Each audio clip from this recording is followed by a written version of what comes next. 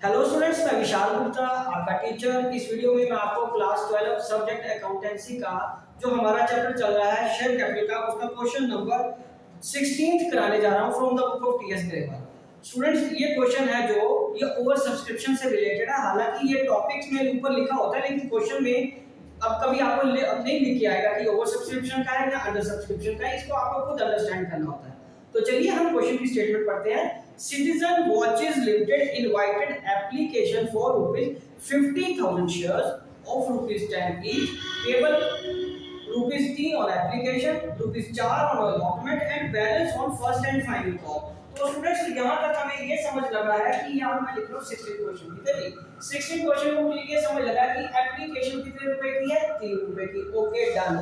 उसके बाद अलॉटमेंट कितने की बेटे, अलॉटमेंट है हमारे पास 4 रुपए की। ओके, ये भी ठीक हो गया। And the balance on first and final का, तो हमारे पास जो शेयर कितने रुपए का है, शेयर हमारे पास 10 रुपए का है। और ये 7 रुपए होने के बाद फर्स्ट एंड फाइनल कॉल कितने की आई, 3 की, और ये 10 बन गए।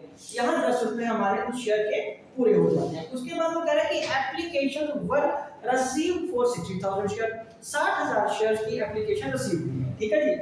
And after that applications are accepted for 50,000 shares. तो इसका मतलब क्या हुआ, यहाँ पे हमें दो कैटेगरीज बनानी पड़ेगी स्टूडेंट्स। जब भी आपको पता है ओवर सब्सक्रिप्शन का केस आ जाए तो हमें ऐसी दो चीजें करनी होती है। मैं थोड़ी सी स्पेस छोड़ के यहाँ लिख रहा हूँ, ये 60,000 मतलब अप्लाइड 60,000 है, और अलॉटेड कितने हैं, अलॉटेड नंबर ऑफ शेयर्स कितने हैं, 50,000। ये समझ लग गया। अब उसके अंदर का ब्रेकअप क्या है कि एप्लीकेशन वाज एक्सेप्टेड फॉर 50, तो नेचुरली एक्सेप्टेड करनी है हमें 50,000 जो अप्लाई हुए थे उनको हमने 50,000 इशू कर दिए, ठीक है जी। और जो रिमेनिंग बचे हैं एप्लीकेंट्स, रिमेनिंग एप्लीकेंट्स वर रिजेक्टेड, तो रिमेनिंग कितनी बची, 10,000, तो उसको नील दिया। जब नील शेयर दिया तो इसका मतलब उनके पैसे हमें रिफंड करने पड़ेंगे, क्योंकि उसने रिजेक्टेड बोला। जब भी आपको ओवर सब्सक्रिप्शन के केस में रिजेक्टेड बोला हो तो इसका मतलब वो पैसा आपको रिफंड करना है। ओके जी। Then all the calls were made and received except first and final call on 500 shares। और ये इसमें देखना फर्स्ट एंड फाइनल कॉल पे, फाइनल कॉल, ठीक है जी, उस पे 500 शेयर वाले ने, 500 शेयर वाला जो पर्सन है या नंबर ऑफ शेयर्स है जो उसकी फर्स्ट एंड फाइनल कॉल नहीं आई, मतलब इनटू 3 रुपए नहीं आए, तो ये कितने बन गए, 1500 रुपया ये फर्स्ट एंड फाइनल कॉल पे नहीं आया। ये कॉल्स में एरिया में जाएंगे, ठीक है स्टूडेंट्स। अब ये है कि ये वर्किंग हमें पहले करनी होती है। माइंड इट, जब मैं पार्टनरशिप आपको लोग करते हो, जब मैं आपको पार्टनरशिप करा रहा था तब हम जो वर्किंग नोट थे वो बाद में करते थे, पहले फॉर्मेट्स बना लेते थे, चाहे वो जर्नल आता था, चाहे वो कैपिटल अकाउंट या रिवैल्यूएशन या रियलाइजेशन बनाना होता था, तो वर्किंग नोट बाद में आते थे। बट शेयर कैपिटल का क्वेश्चन करते हो तो आपको ये सारा वर्किंग नोट पहले बनाना ही पड़ेगा, क्योंकि उसके बिना आपको पता ही नहीं चलेगा कि हो क्या है। उसके बाद आप फॉर्मेट्स पूरे करेंगे, ठीक है जी। तो चलिए ये वर्किंग आपने नोट कर ली। आई होप कि आपको ये बहुत सिंपल सी कैलकुलेशन है, समझ आ गई होगी। तो अब मैं आपको जर्नल एंट्रीज करके देता हूँ। यहाँ से आपको समझ लग गया 1 2 3 तीन कॉल है, ठीक है जी। 3 कॉल का मतलब है 3 इंस्टॉलमेंट्स है, 3 इंस्टॉलमेंट्स का मतलब 6 एंट्रीज हो जाएगी। ओके, तो इसका मतलब हमें 6 एंट्रीज पास करनी है। बस ये ध्यान रखना है कि लास्ट वाली कॉल के पैसे पूरे नहीं आए, वो 500 शेयर के 3 रुपए के हिसाब से पैसे नहीं आए। ओके बच्चे, चलिए तो यहाँ पे हम एंट्रीज करते हैं। एंट्रीज में सबसे पहले मैं अगेन यहाँ 16 नंबर लिख लेता हूँ, हालांकि आपको याद है कौन सा है। तो यहाँ पे फॉर्मेट बनाइए। I insist always to make the journal or other things in the format, proper format। Okay, तो ये आपका फॉर्मेट बन गया, थोड़ा छोटा बन गया, इसको प्रॉपर बना लेते हैं। यस, इसको फॉर्मेट बनाइए। This is the format for journal. चलिए यहाँ आ जाएगा रुपीस, यहाँ आ गया रुपीस, यहाँ आ गया पर्टिकुलर्स, ठीक है जी। यहाँ आ गया सीरियल नंबर, क्योंकि अगर डेट ना हो तो हम सीरियल नंबर से काम चलाते हैं। और ये आ गया जर्नल। तो सबसे पहली एंट्री आपको पता ना किसकी आएगी, सबसे पहली एंट्री जो आएगी वो आएगी बेनिफिशियरी एप्लीकेशन। अब यहाँ इंपॉर्टेंट नोट करने वाली बात है कि bank account debited to share application, share application account. तो यहां पे क्या हुआ, ठीक है, being application money for 60,000 shares, at the rate of ₹3 received. ठीक है जी। बहुत सारे बच्चे अवॉइड करते हैं कि हमें नरेशन ना लिखनी पड़े, बट नरेशन लिखना बहुत जरूरी है। ठीक है जी, ये समझ लग गया। तो ये कितना बन गया, 6 तो ये 1,80,000 बन गया। Okay students, got it, 1,80,000। Okay जी। अब हमें इस 1,80,000 का हिसाब कैपिटल में ट्रांसफर करना है, तो यहाँ आएगा share application account debited to share capital. Yes, यहाँ पे आएगा शेयर कैपिटल। तो अब यहाँ से यदि आपको याद है तो ये तो 1,80,000 है, ये हम सबको पता है कि 1,80,000 है, बट कैपिटल में पैसा कितना जाएगा, वो 50,000 के हिसाब से जाएगा। 50,000 इंटू 3 करके जाएगा, तो ये 1.5 लाख रुपया कैपिटल में चला गया।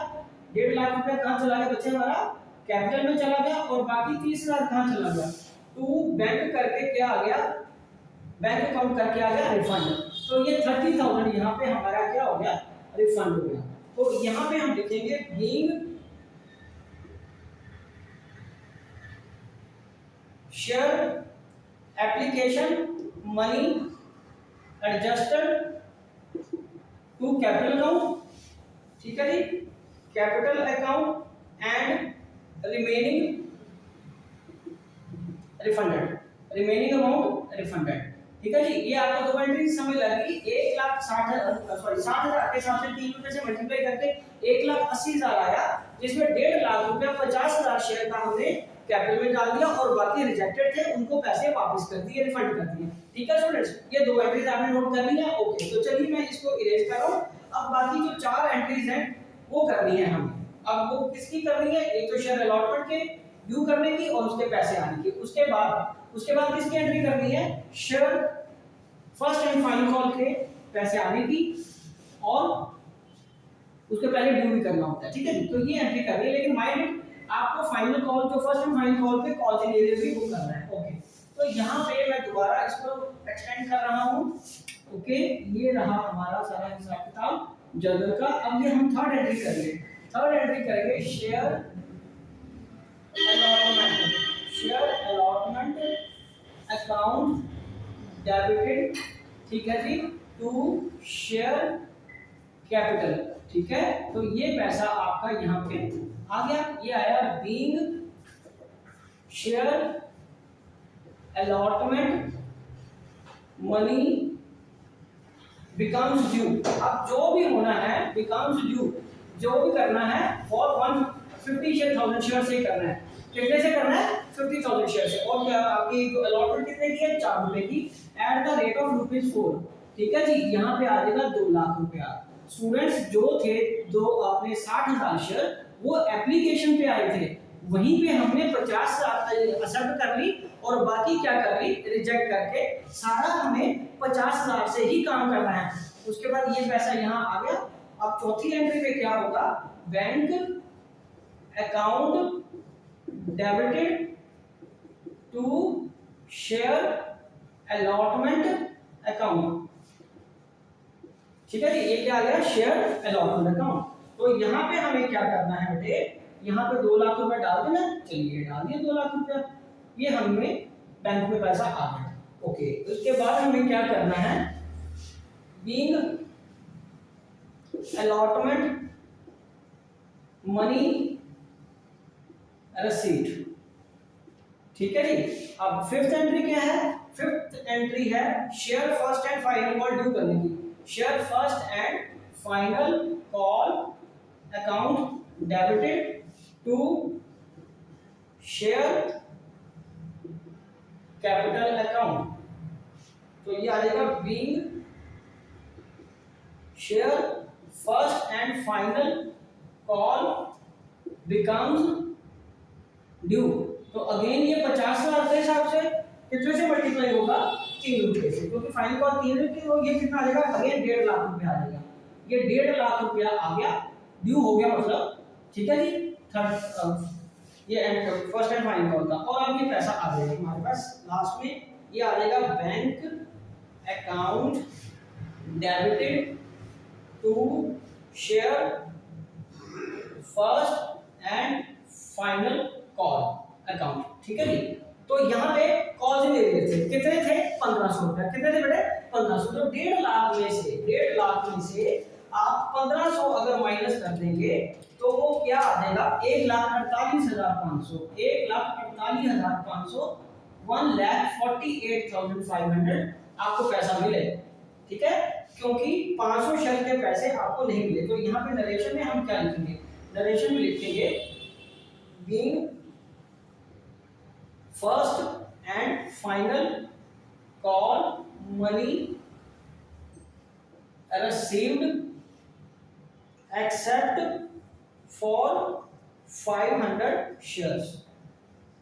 ठीक है जी, तो ये एंट्रीज का जैसे सिंपल सी एंट्रीज है, बस वो ओवर सब्सक्रिप्शन का जो भी हमें हिसाब किताब बनाना होता है वो एप्लीकेशन के वक्त ही बनाना होता है। उसके बाद हमारे पास जितने शेयर होते हैं या जितने हमने इशू किए हैं या जितने हमने अलॉट किए हैं उसी के हिसाब से सारी एंट्रीज को मल्टीप्लाई करके first call second call allotment money में लेके जाना होता है। तो ठीक है जी, ये देख लीजिए सारी एंट्रीज देखो नजर आ गई आपको। चलिए ठीक है, इसी के साथ ये क्वेश्चन कंप्लीट होता है और आई होप कि आपको अच्छे से समझ आ गया होगा। डन।